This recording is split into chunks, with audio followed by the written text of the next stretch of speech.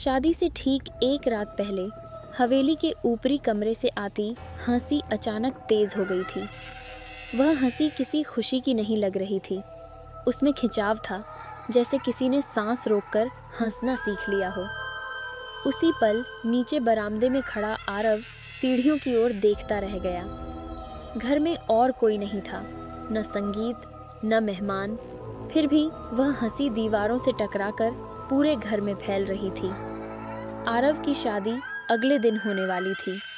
हवेली दुल्हन काव्या के परिवार की थी। पुरानी ऊंची छतों वाली और रात में अजीब तरह से ठंडी। काव्या उसी ऊपर वाले कमरे में ठहरी थी, जहां से अब हंसी रुक रुक कर आ रही थी।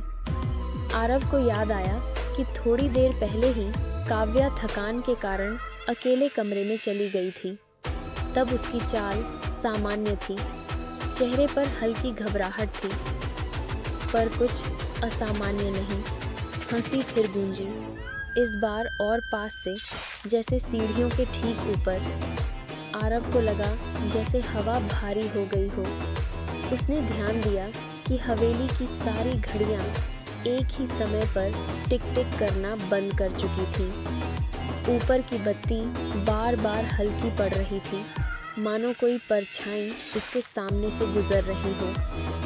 हर कदम के साथ उसे यह एहसास होता गया कि यह घर उसे ऊपर जाने से रोकना चाहता है।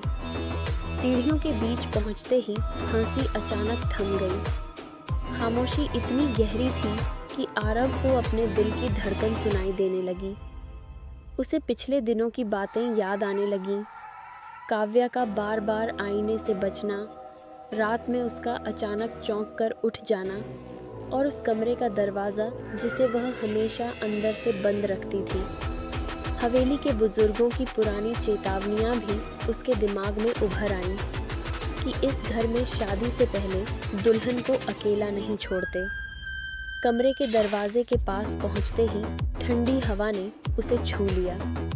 भीतर से फिर वही हंसी आई, मगर अब उसमें एक अजीब सी दोहरी गूंज थी, जैसे एक नहीं दो सांसें हंस रही हों। दरवाज़ा अपने आप थोड़ा सा खुला हुआ था।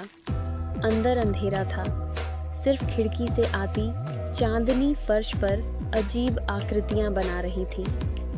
अगली सुबह शादी तय समय पर हुई। काव्या शांत थी, सामान्य से ज़्यादा। किसी ने रात की हंसी का जिक्र नहीं किया, लेकिन जब आरव ने शादी के बाद पहली बार उस कमरे में कदम रखा, तो आईने के पीछे छुपा एक पुराना निशान दिखा।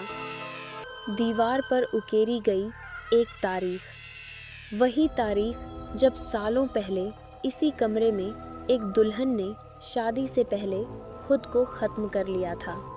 उस पल आरव समझ गया कि उस रात की हंसी काव्या की नहीं थी, और यह भी कि हवेली ने अपनी अधूरी कहानी किसी और के ज़रिए पूरी कर ली थी।